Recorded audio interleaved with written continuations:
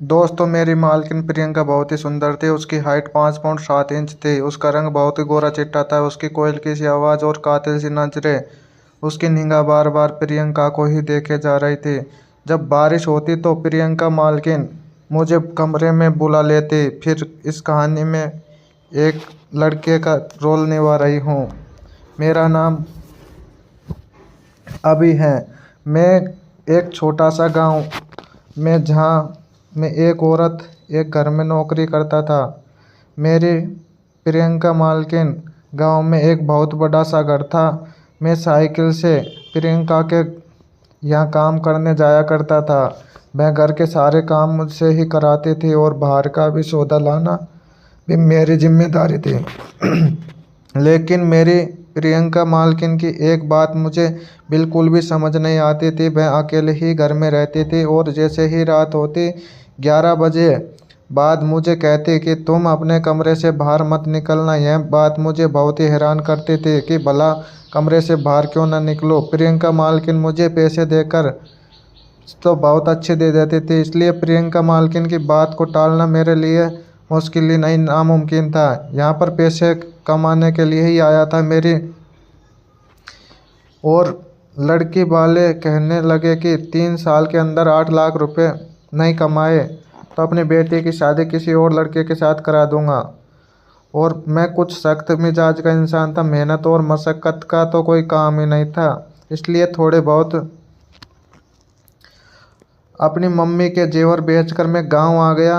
यहाँ थोड़ी बहुत काम के भी अच्छे पैसे मिल जाते थे। पहले पहले तो बड़ी मुश्किल से मुझे नौकरी मिली और पैसे भी कम मिले, लेकिन फिर प्रियंका मालकिन मुझे अपने घर नौकरी पर रख लिया। मैं पढ़ा लिखा भी नहीं था और मेहनती भी नहीं था, इसलिए मुझे प्रियंका का काम अच्छा लगा। घर का थोड़ा बहुत काम कर लेता था, बाजार का एक आध चक्कर लगा लिया करता था। तनख्वाह मेरी बहुत अच्छी थी, इसलिए मुझे ज़्यादा दिक्कत भी नहीं थी। प्रियंका का घर भी बहुत अच्छा था, इसलिए प्रियंका का घर मुझे बहुत अच्छा लगा। घर का भी थोड़ा बहुत काम होता और मार्केट का भी थोड़ा ही काम होता था, लेकिन प्रियंका मालकिन की कुछ बातें मुझे बहुत ही अजीब लगती थी। मेरी प्रियंका मालकिन, इनके पति बाहर देश में रहते थे। एक दिन मैंने पूछा कि प्रियंका जी, मालिक वापस कब आएंगे? तो वह कहने लगी कि 5 साल पहले वापस नहीं आएंगे और अभी कुछ महीने पहले ही गए थे। यह सुनकर मैं खामोश हो गया। मेरी प्रियंका मालकिन ज़्यादा उम्र की नहीं थी, उसकी उम्र 20-25 साल होगी। लेकिन कभी कभी मुझे अजीब सी लगती थी कि रात के 12 बजे तक मैं क्वार्टर में चला जाता तो मैं बाहर से ताला लगा देती थी। मुझे बड़ी हैरत होती थी, मेरे क्वार्टर का ताला क्यों लगा देते थे।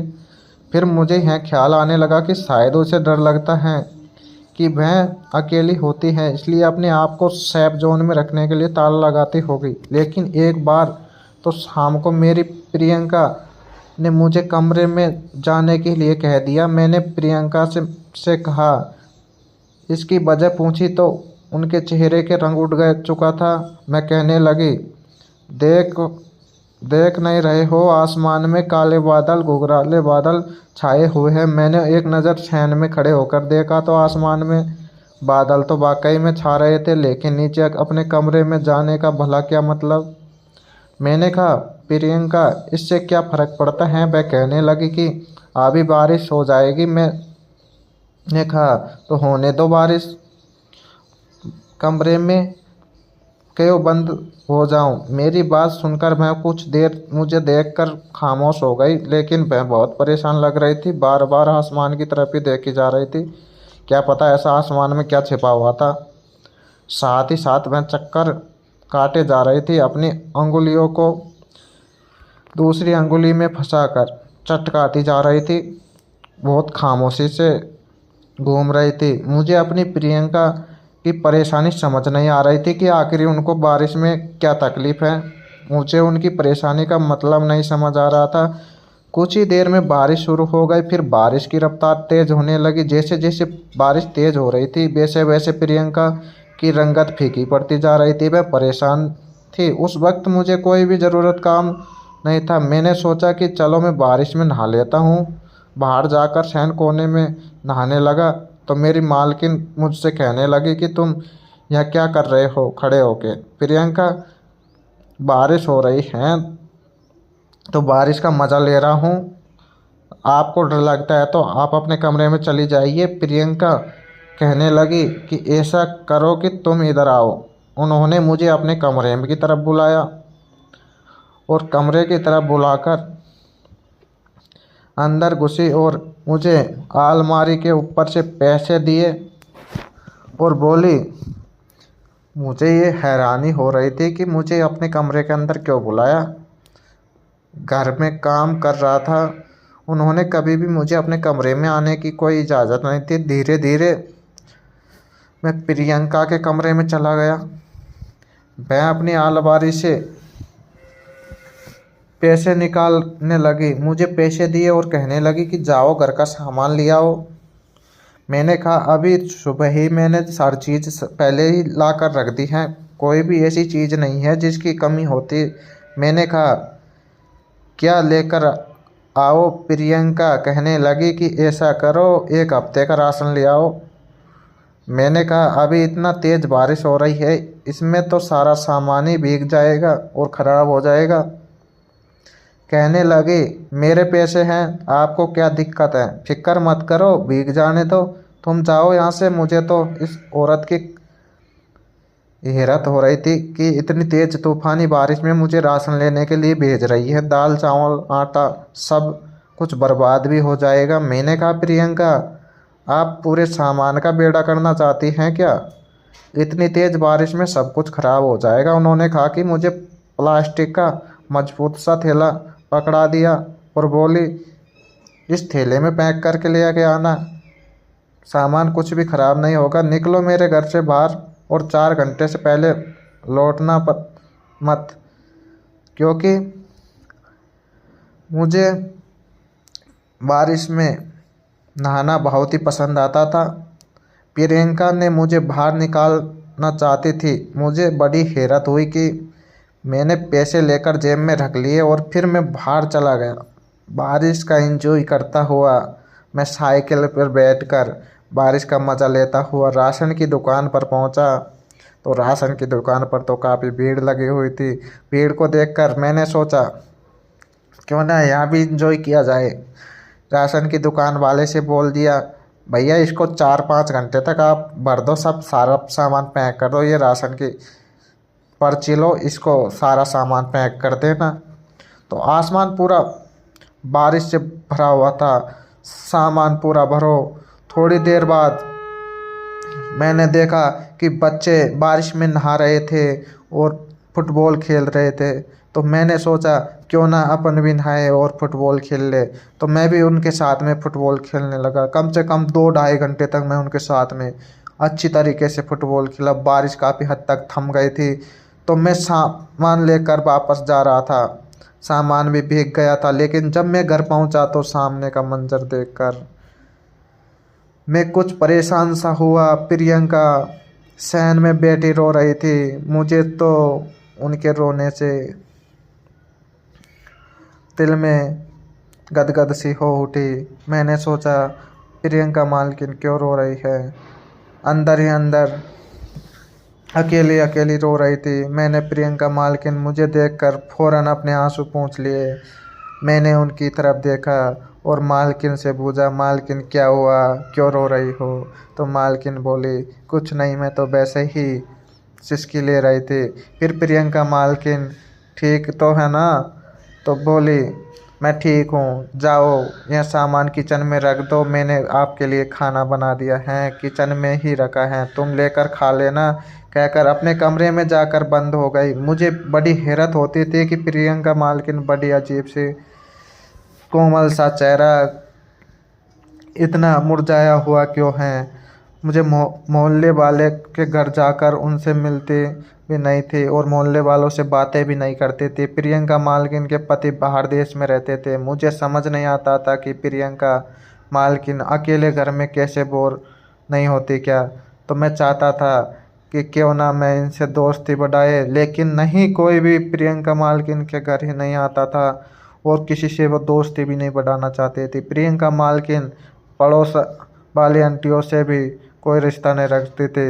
यदि कोई गलती से आ भी जाता था तो मैं उसके साथ में ऐसा हुलिया करती थी कि दोबारा आने की हिम्मत ही नहीं करता था। प्रियंका की बहुत ही हैरान करती थी। उनकी बातें मुझे हमेशा हैरान कर देती थी कि जब आसमान पर बादल छाने लगता और उनके लगता कि बारिश आएगी तो मुझे पैसे देकर कि जाओ घर से बाहर निकलो, सामान ले आओ। कभी कहती कि यहाँ से लेकर आओ, कभी कहती वहाँ से लेकर आओ, पर लेकर तो ज़रूर आओ। ऐसी जगह मुझे भेजती जिसमें कम से कम 3-4 घंटे लग जाते थे। मैं घर आता तो मैं रो रो कर अपना बुरा हाल कर लेती थी। मुझे ये देखा नहीं जा रहा था, मुझे इसकी वजह तक पता नहीं थी, ना कि बारिश आने पर मैं रो क्यों रही थी। मुझे बाहर भेजने की उसकी क्या वजह थी।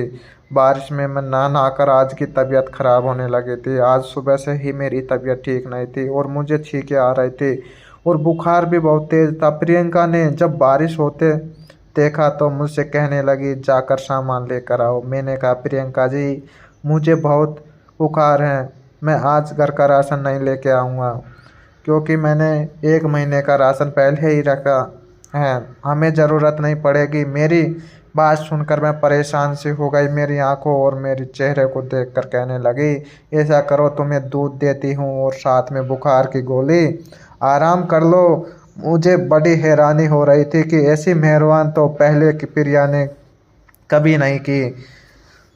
नहीं तो सिर्फ मुझे 1 कप चाय देती थी और दूध भी से भी ज़्यादा पानी होता था, अब दूध का पूरा गिलास दे रही है। प्रियंका ने मुझे दूध के साथ बुखार की गोली दी और एक और दवा दी, शायद वह नींद की गोली हो।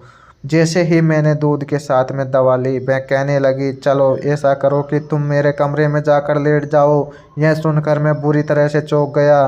मैंने कहा प्रियंका आप क्या बोल रही हो, आपके कमरे में कैसे सो सकता हूँ। मैं कहने लगी बारिश के होने से आपको ठंड लग जाएगी और जिस कमरे में तुम सोते हो वहाँ की छत से पानी टपकता है, तुम बीमार पड़ जाओगे। तो फिर मैंने उसकी बातें सुनकर तुम्हें कौन संभालेगा बोलने लगी, मैं तुम्हारे इतना नखरे नहीं उठा सकती, आपको इतना बर्दाश्त भी नहीं करूँगी। मेरे कमरे में सो जा, वो कोई दिक्कत नहीं है, वहाँ लेट जाओ। मैं तो और दूसरे कमरे में भी लेट सकती हूँ, आपके कमरे में नहीं सो सकता। मुझे बात बहुत अजीब सी लग रही थी और अपनी मालकिन के इस बात हैरत भी हुई कि वह मुझे अपना कमरा क्यों दे रही थी, जबकि घर में और भी कमरे खाली थे। अगर उन्हें मेरा कितना ही ख्याल करना था तो मुझे एक दूसरा कमरा भी दे सकती थी। सोने में मुझे कोई ऐतराज़ नहीं था, पर मेरी मालकिन अकेली रहती थी, अपना ही कमरा उन्हें क्यों दिया। मेरी बात सुनकर वह मुझे गुस्से से घूरने लगी। मैं कहने लगी कि मैं जितना कहती हूँ उतना ही करो, कमरे में जाकर सो जाओ, बहुत परेशान हूँ और इग्नोर भी नहीं कर सकता। एक तो बहुत बुखार था, दूसरी शायद नींद की दवाई का असर भी मुझे होने लगा था। प्रियंका के कमरे में गया और बेड पर जाकर लेट गया।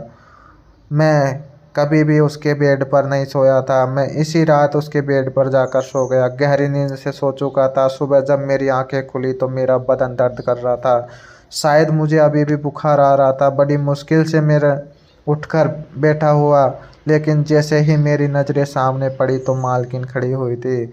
मेरे तो होश ही उड़ गए।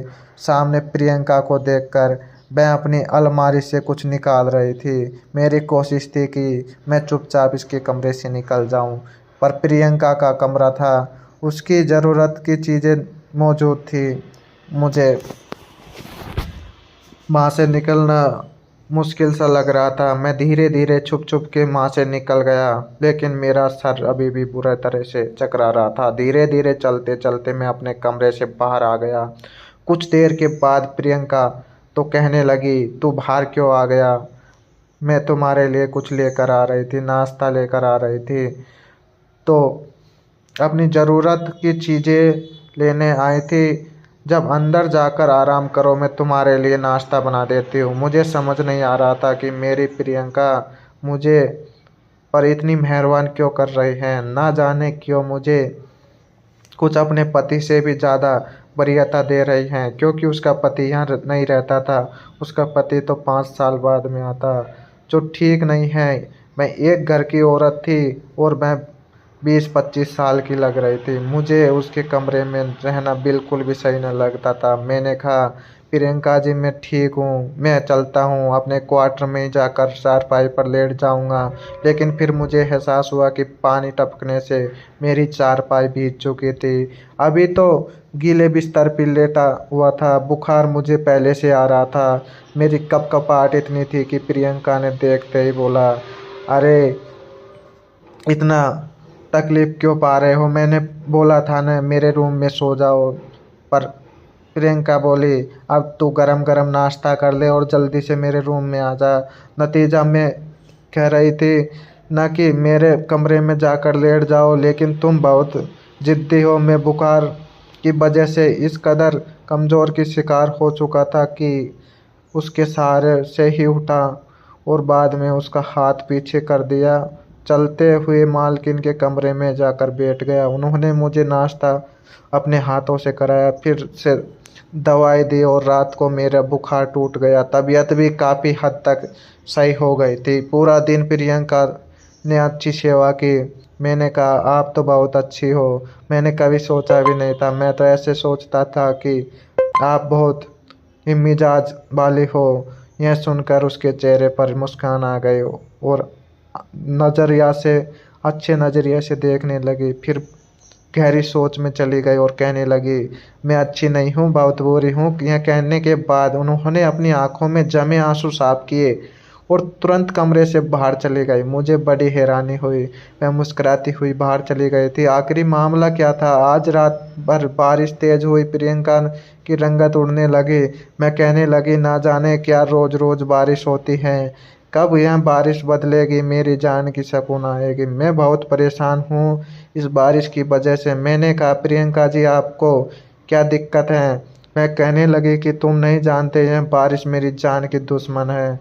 मैं हैरान था कि यह कैसे हो सकता है। फिर उन्होंने मुझे दूध का गिलास दिया और साथ में नींद की गोली भी दी। मैंने कहा, प्रियंका जी क्यों खाऊं? अब तो मुझे बुखार भी नहीं है। कहने लगे कि बस तुम यह खा लो, मेरे कमरे में जाकर सो जाओ। मैंने कहा कि नहीं, अब मैं ठीक हूँ, अब मैं अपने कमरे में सो सकता हूँ। इस बार मैंने नींद की गोली नहीं खाई, बस प्रियंका को दिखाने के लिए ऐसा किया जैसे मैंने गोली खा ली हो। लेकिन मैंने हाथ से गोली पीछे की तरफ भगा दी थी, तो प्रियंका को नज़र तक नहीं आई थी। उसने सोचा गोली तो खाली है। मैंने दूध का गिलास पिया और अपने कमरे की तरफ बढ़ने लगा और मुझे गहरी नींद आने लगी। मैं घर के ये दूसरे कमरे में जाकर लेट गया, क्योंकि मेरे कमरे में बारिश का पानी आता था। इस कमरे में खिड़की बिल्कुल सैन में खुलती थी। हालांकि प्रियंका का कमरा अंदर की तरफ था, वहाँ से साफ साफ नज़र आता था। मैं देखना चाहता था कि आखिर प्रियंका को बारिश से क्या परेशानी है, वह क्यों मुझे बार बार बारिश में बाहर भेजती हैं।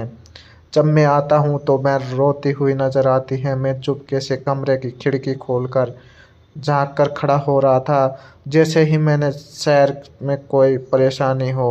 क्योंकि जब बारिश होती मेरी मालकिन शहर में बार बार देखती रहती थी। अभी भी बारिश हो रही है। मुझे पक्का यकीन है कि प्रियंका शहर में ज़रूर जाएगी। अभी यही सोच रहा था जब प्रियंका शहर में आई। शहर बिल्कुल कच्चा मिट्टी का बना हुआ था। प्रियंका ने कोने की तरफ जाकर मिट्टी खोदी और मुझे हैरत में हो रही थी कि मिट्टी इकट्ठी करेगी और क्या कर रही हैं। मिट्टी उठाकर वह दूसरे कोने में तरफ फैला रही थी। उसके ऊपर दूसरी डालने लगती और अपने हाथों से बराबर करने लगती।